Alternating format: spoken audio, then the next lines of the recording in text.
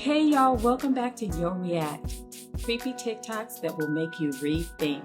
I hope you're having a beautiful day, and if you're new to this channel, welcome. I'm your girl Yo, and don't forget to sub up and be a part of this community. That way I can bring you more hot content. Now let's get straight into it. A strange woman entered the hospital with no expression and the face of a mannequin. They call her the expressionless. In June 1972, a woman appeared in Cedars-Sinai Hospital in Los Angeles, California, in nothing but a white, blood-covered gown. Now this in itself should not be too surprising, as people often have accidents nearby and come to the nearest hospital for medical attention. But there were two things that caused people who saw her to vomit and flee in terror. The first being that she wasn't exactly human. She resembled something close to a mannequin, but had the dexterity and fluidity of a normal human being. Her face was as flawless as a mannequin's, devoid of eyebrows and smeared in makeup. There was a kitten clamped in her jaws so unnaturally tight that no teeth could be seen, and the blood was still squirting out over her gown and onto the floor. She then pulled it out of her mouth, tossed it aside, and collapsed. From the moment she stepped through the entrance to when she was taken to the hospital room and cleaned up before being prepped for sedation, she was completely calm, expressionless, and motionless. The doctors thought it would be best to restrain her until the authorities could arrive, and she did not protest. They were unable to get any kind of response from her, and most staff members felt too uncomfortable to look directly at her for more than a few seconds. But the second the staff tried to sedate her, she fought back with extreme force. Members of staff had to hold her down as her body rose up on the bed with that same blank expression. She turned her emotionless eyes towards the male doctor and did something unusual. She smiled. As she did, the female doctor screamed and let go out of shock. In the woman's mouth were not human teeth, but long, sharp spikes. Too long for her mouth to close fully without causing any damage. The male doctor stared back at her for a moment before asking, "What in the hell are you?" She cracked her neck down to her shoulder to observe him, still smiling. There was a long pause, and the security had been alerted and could be heard coming down the hallway.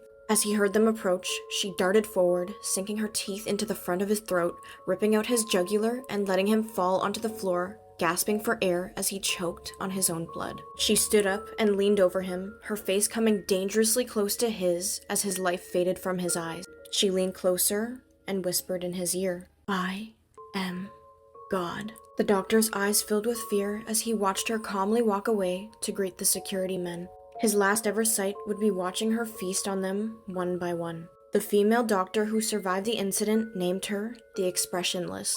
There was never a sighting of her again.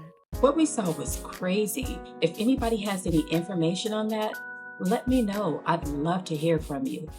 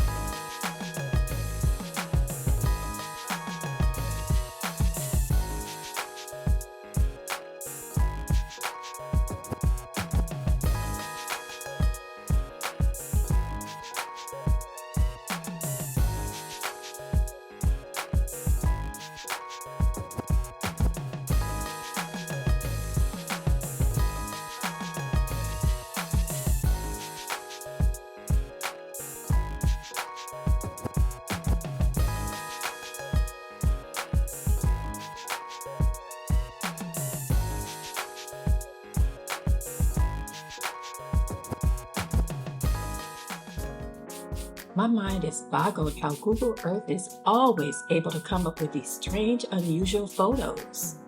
Now that makes me wonder. Celebrities that disappeared and were never found.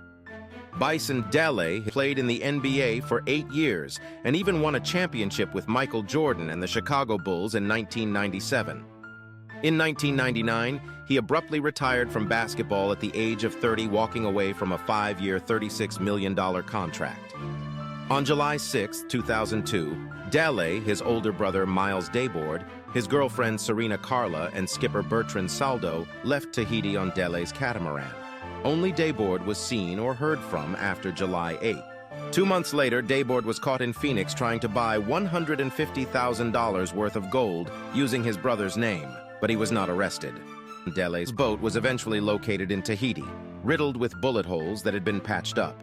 DeBoard was suspected of killing all three and dumping them overboard, but he took his life via an insulin overdose in September 2002, before he could be charged with anything. The bodies of Dele, Carla, and Saldo have never been found. What a sad story. To find out a family member was behind this is crazy. You know the Nickelodeon theory? Oh, no. How Nickelodeon satanic? No, what? Yo! What? Nickelodeon, the word itself. You know what it actually means? Baghdad! What the fuck does Nickelodeon mean? Nickelodeon. What does it actually mean? Like, where did that word come from? That whole word, or is it like split into guess parts? what it means in Latin? No! It's Satan? No, Nickelodeon in Latin. Translated to English, Nickelodeon means I don't care about God. No, stop! That's what it means. Stop. I care, but that's Yeah. what it means. What? No way. I'll show you a video, Yeah. fam. Check this shit out. What? Okay, so it is split up. So you have to split up the words. It's different words. Okay. I don't know anything. And then look. And then make the space. Fuck. Yo. It's crazy, bro. Oh, Nickelodeon, like they take kid actors and put them into Hollywood, and then And then I make don't it know like- why, but yeah. like all the kid actors turn out to be like bad after. But that's crazy how many hours we spent watching this network. Just to find out there was a hidden message to its name? Sad.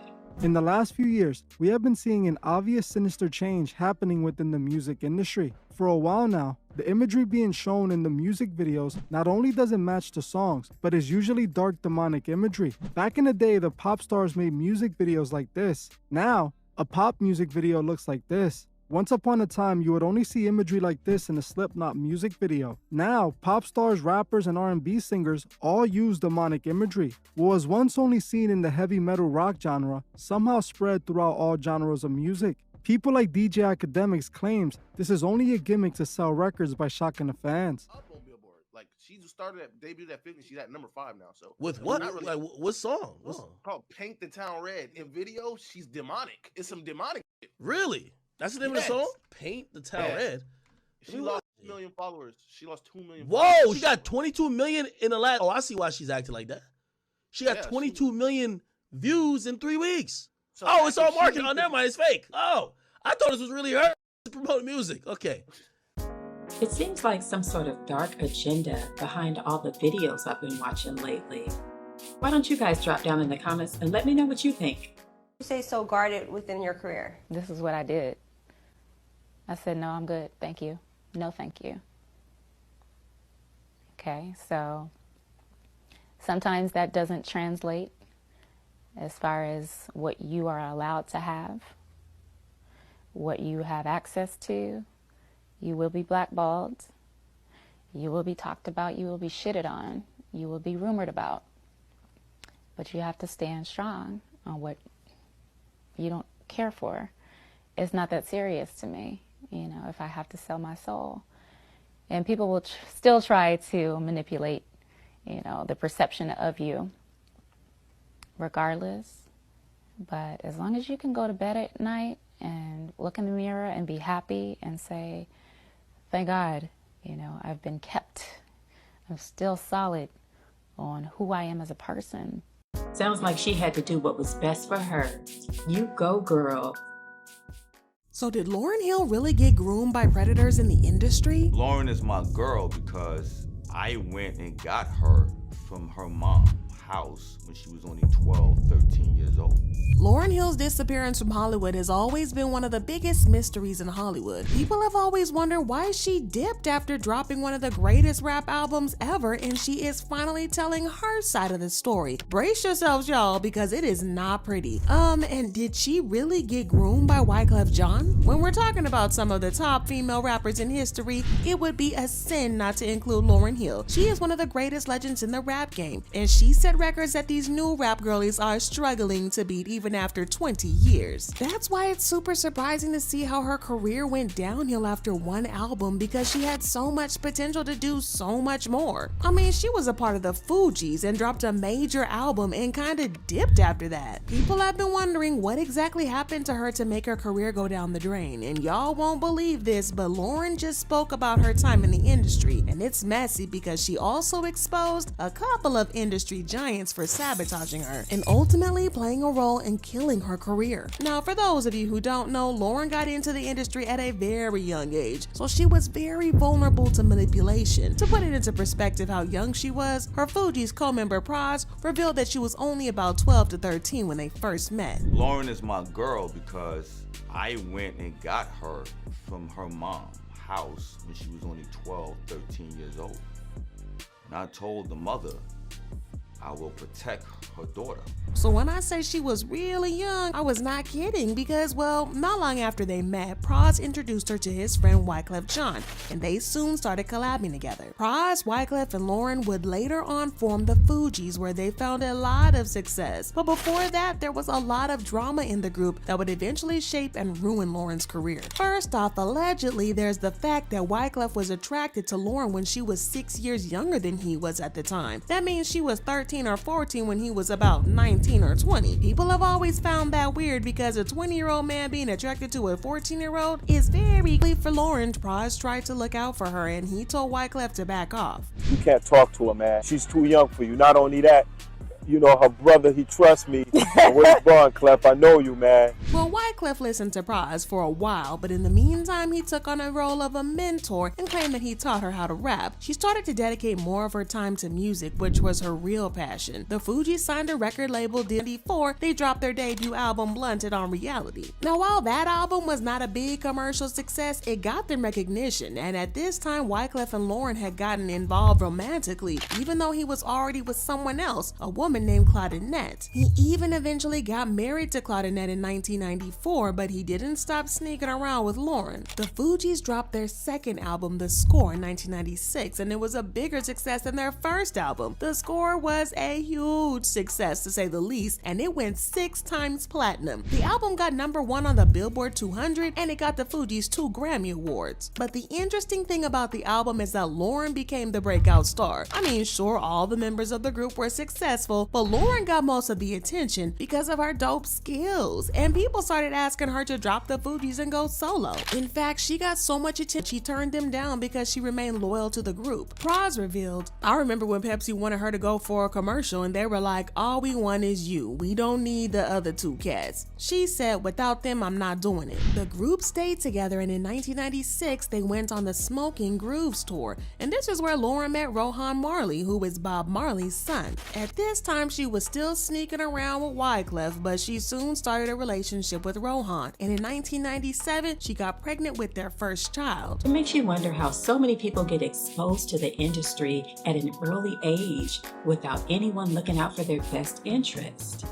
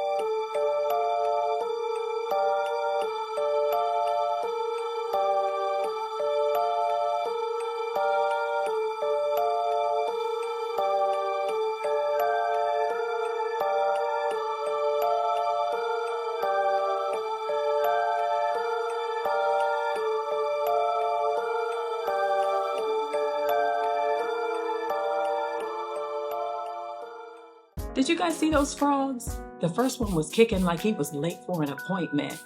Now, I've heard of caught daily served fresh, but this one takes it to a whole nother level. If that's on the menu, I'm having cereal.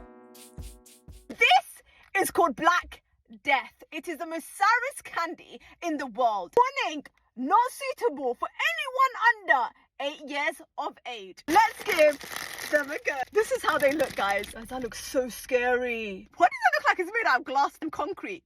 Let's give it a go, bismillah.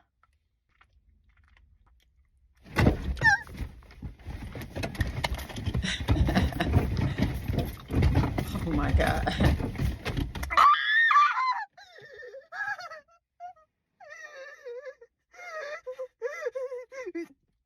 I don't know how to describe it, yeah? It feels like there's like a metal rod at the back of my throat. Let's give it a go.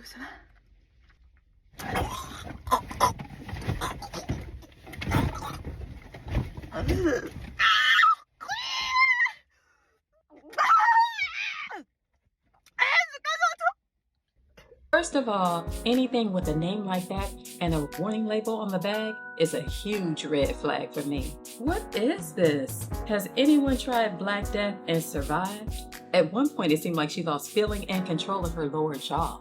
Now that's scary.